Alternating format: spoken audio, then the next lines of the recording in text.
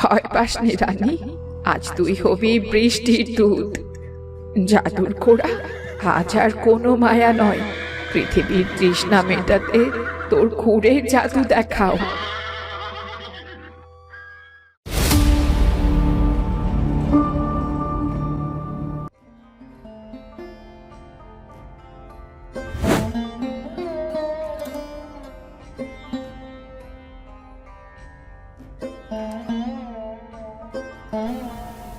আর কতদিন ভগবান আমাদের এভাবে পরীক্ষা নেবেন? পুরো 2 বছর হতে চলল, শান্তিপুরী গ্রামের মাটি এক ফোঁটা বৃষ্টির মুখ দেখল না। মোড়ল মশাই, গ্রামের ফসলগুলো সব পুড়ে খড় হয়ে গেছে। কাল আবার শেষ বলদটাও জলের অভাবে মারা গেল। নিজের পেটের টান তো সহ্য করা যায়, কিন্তু ছোট্ট মেয়ে রানীর মুখের দিকে তাকাতে পারছি না। ও যখন জল চায় তখন মনে হয় বুকের রক্ত বের করে দিয়ে দিই আমি। আমার পুকুরটা এখন খেলার মাঠ হয়ে গেছে, ধুলো উঠছে সেখানে। গ্রামের লোকদের তো না খেয়ে মরার দশা হয়েছে। এভাবে চললে আমাদের গ্রাম ছেড়ে শহরে ভিখারি হয়ে যাওয়া ছাড়া আর কোনো পথ নেই, কিচ্ছু নেই। মোড়ল মশাই, গ্রামের বড় দিঘিটার তলায় আজ কাদা ছাড়া কিচ্ছু নেই। এক ফোঁটা জলও কলসিতে ভরতে পারলাম না। সারাটা গ্রাম হাহাকার করছে, নদীর বুক খুঁড়েও জল মিলছে না। গ্রামের মন্দিরে পূজা দিলাম, যজ্ঞ করলাম, কিছুই তো কাজ হলো না। আকাশটা যেন লোহার মতো শক্ত হয়ে গেছে। মেঘেদের দেখা নেই কেন বলতে পারো তুমি? আকাশটা কেমন সাদা ফ্যাকাশে হয়ে আছে, মেঘেরা যেন পথ ভুলে অন্য কোথাও চলে গেছে। ঘরে এক মুঠো চালও নেই সিধু। রানী আজ সকালে উঠে জলের জন্য খুব কাঁদছিল। আমি ওকে কি দিয়ে শান্ত করব? কোনো উপায় কি সত্যিই নেই মোড়ল মশাই? আমাদের কি এই ধুলোবালির ভেতরেই শেষ হয়ে যেতে হবে? মানুষ যা পারে আমি তার সবটুকুই করেছি দেবেন। এখন একমাত্র কোনো অলৌকিক শক্তিই পারে এই গ্রামকে বাঁচাতে, নয়তো শান্তিপুরী গ্রাম শুধু ইতিহাস হয়ে থাকবে। ইতিহাস।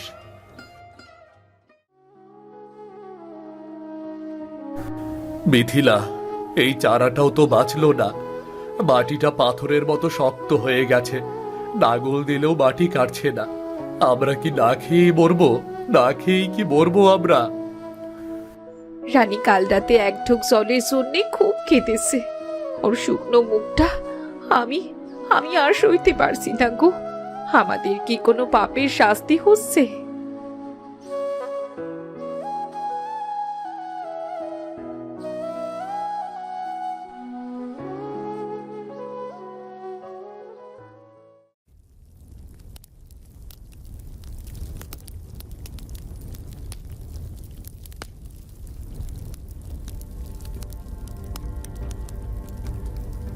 দাদু, ও দাদু, একটু চোখ মেলো না, একটা কথা বলবি দাদু?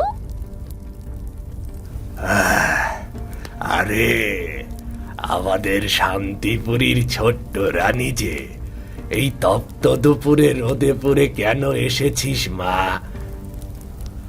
দাদু, বাবা মা খুব কাঁদছি, গ্রামের সবাই খুব কষ্টে আছি। আকাশটা কি আমাদের ওপর রাগ করেছে? এক ফোঁটা বৃষ্টিও দিচ্ছি না। মেঘেরা তো মানুষের ওপর খুব অভিমান করেছে রে রানী। মানুষ গাছ কাটছে, নদী নোংরা করছে, তাই মেঘ বুড়ি মুখ ফিরিয়ে নিয়েছে। মেঘ বুড়ি? সে কে গো দাদু? সে কি আকাশে থাকে? হ্যাঁ মা, অনেক ওপরে ওই ধবধবে সাদা মেঘের ওপারে এক রহস্যময় মেঘ বুড়ি থাকেন। তার কাছে আছে একটা অদ্ভুত ডানাওয়ালা জাদুর ঘোড়া। যখন মেঘ বুড়ি খুশি হন, তখন সেই ঘোড়াটি তার খুর দিয়ে মেঘের বুকে সজোরে আঘাত করে, আর তখনই আকাশ ভেঙে ঝমঝমিয়ে বৃষ্টি নামে। কিন্তু মানুষের ওপর রাগ করে এখন মেঘ বুড়ি চুপ করে আছে। মেঘ বুড়ি তার ঘোড়াটিকে মেঘের রাস্তা বলে আটকে রেখেছে। আমি যদি তার কাছে গিয়ে ক্ষমা চাই তবে কি তিনি বৃষ্টি দেবেন? আমি মেঘবুড়িকে খুঁজে বের করবই দাদু। আমার গ্রামের মানুষদের আমি জল ছাড়া মরতে দেব না।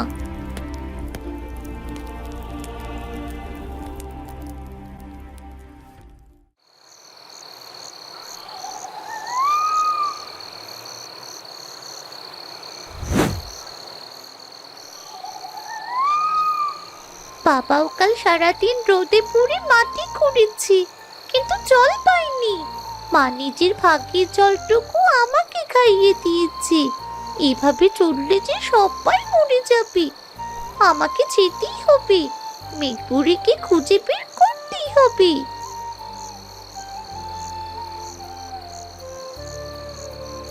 মা বাবা, আমায় ক্ষমা করো।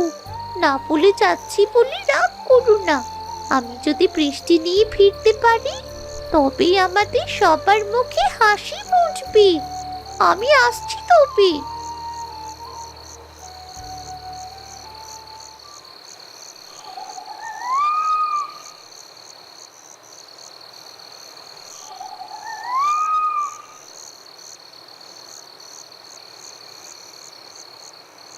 ওই তো, ওই তো নীল পাহাড়।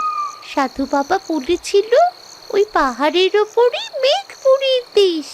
পথ যতই কঠিন হোক আমি ঠিক পৌঁছে যাব।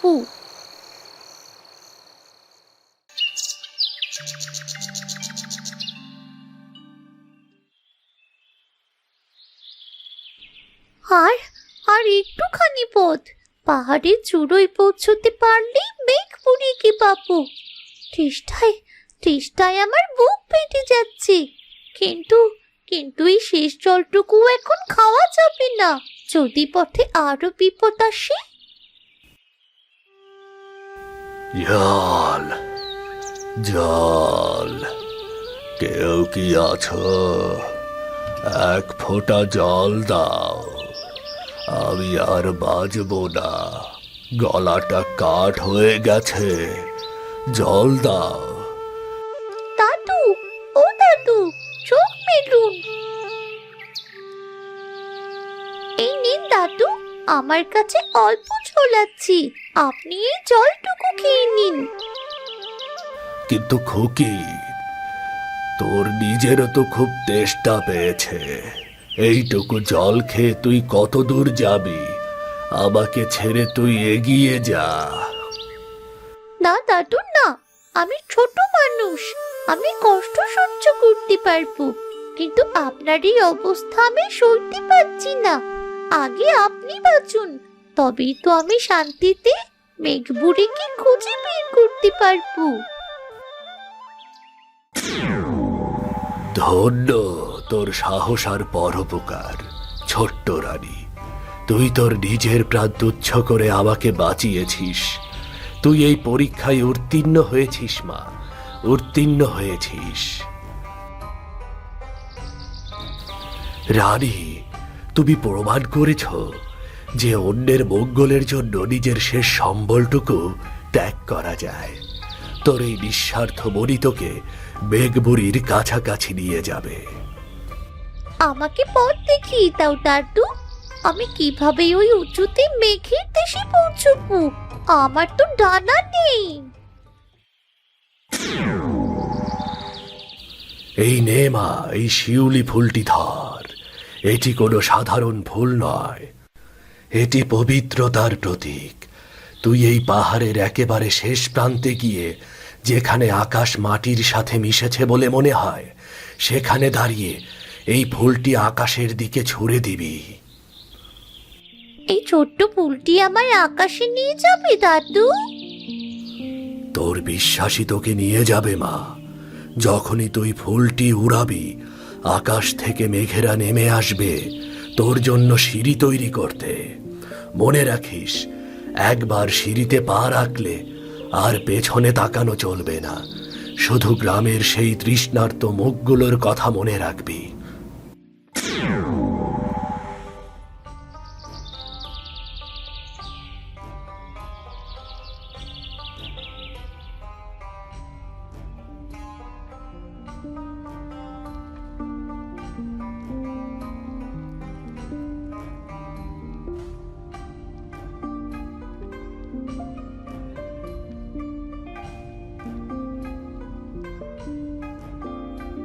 হ্যাঁ মেঘবুড়ি, আমি আসছি।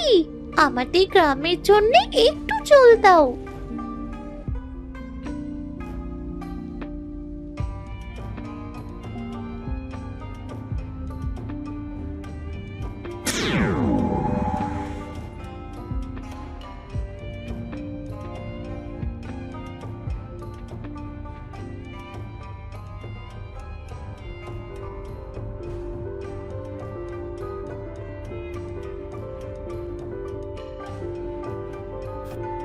ওমা, এইটা কেমন স্বপ্ন? আমি কি সত্যি সত্যি মেঘের ওপর দাঁড়িয়ে আছি? কিন্তু এখানে এত নিস্তব্ধতা কেন? সাধু বাবা তো বলেছিলেন মেঘের দেশে জলের খেলা চলে, কিন্তু এখানে কোথাও তো এক ফোঁটা জলও নেই। নিচে আমাদের শান্তিপুরি গ্রামে যেমন খরা, তবে কি এখানেও তাই? সাদা মেঘের রাজ্যে যদি জল না থাকে, তবে পৃথিবীতে বৃষ্টি নামবে কি করে? মেঘপুরী কি তবে মেঘেদের সব জল লুকিয়ে রেখেছেন? আমাকে ওই রূপালী প্রাসাদে যেতেই হবে। মেঘবুড়ি নিশ্চয়ই ওখানে আছেন। জল না দিয়ে এখান থেকে আমি এক পাও নড়ব না। আমার গ্রামের মানুষেরা চাতক পাখির মতো আকাশের দিকে তাকিয়ে আছে। আমি ওদের নিরাশ করতে পারি না।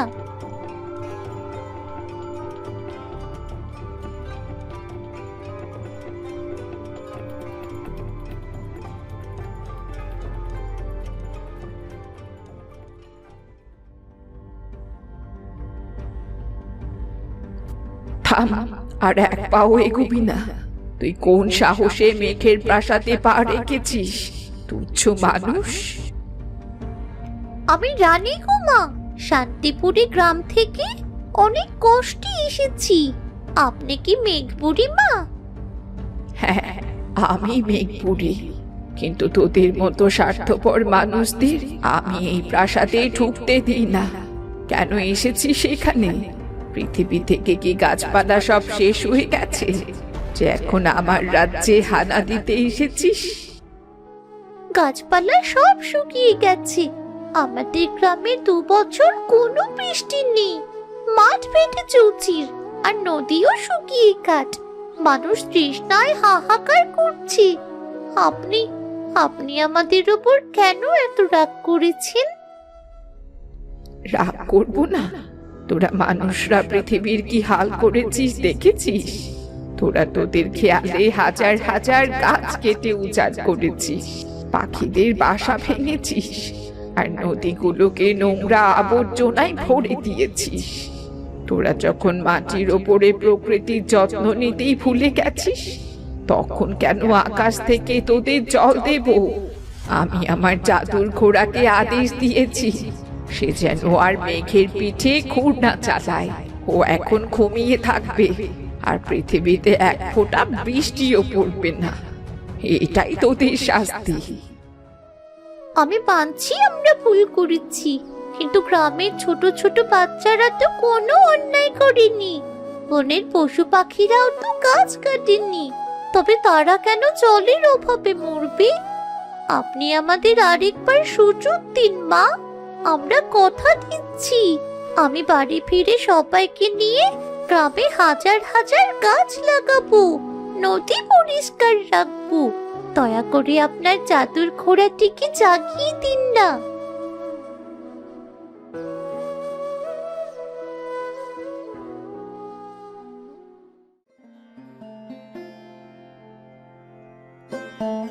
মা, আপনি তো আকাশ থেকে সব দেখতে পান।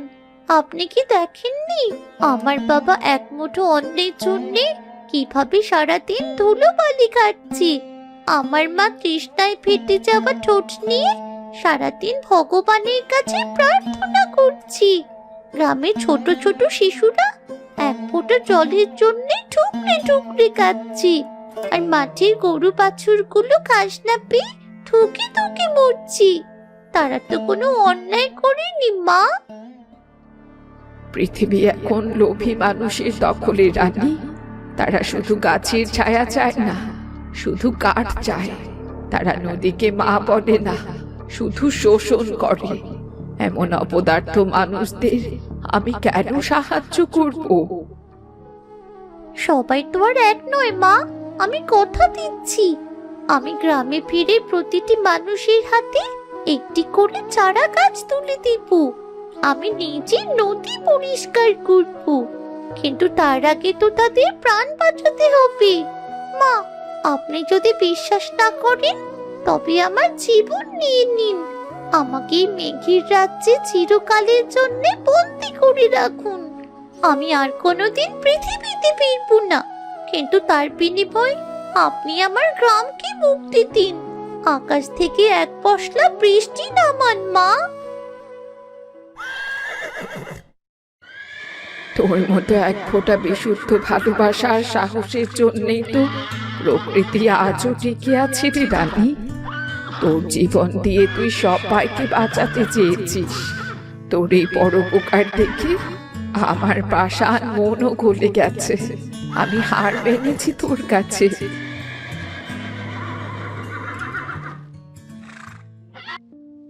ভয় পাসনি রানী, আজ তুই হবি বৃষ্টির দুধ। জাদুর কোড়া, আজ আর কোনো মায়া নয়। পৃথিবীর তৃষ্ণা মেটাতে তোর খুঁড়ে জাদু দেখাও।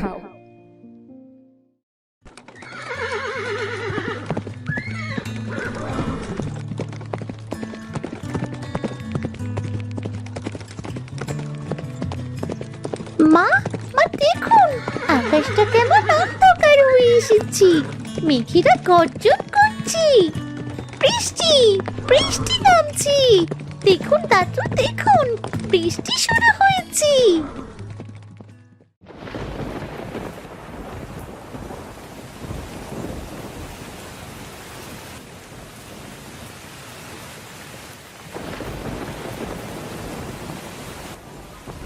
বিশ্বাস হচ্ছে না দেবেন, আকাশ ভেঙে অঝরে জল পড়ছে রে। আমাদের শান্তিপুরি আজ প্রাণ ফিরে পেল রে, প্রাণ ফিরে পেল। ঠিক বলেছ সিধু ভাই, দেখো নদীটা কেমন ফুলে ফেপে উঠেছে। বড়া গাছগুলোতেও যেন আবার সবুজের ছোঁয়া লাগছে।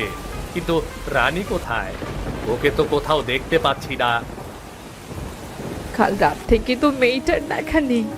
এই বৃষ্টির আনন্দ ওর বিনা একদম অসম্পূর্ণ। রানী, রানী মা আমার, কোথায় তুই?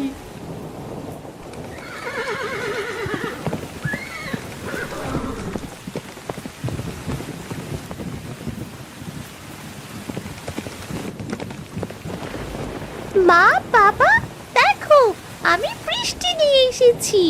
মেঘবুড়ি আর তার জাদুর ঘোড়া আমাদের ক্ষমা করে দিয়েছি। তুই বেগবুড়ির কাছে গিয়েছিলি বা? এই অসাধ্য সাধন তুই একাই করলি?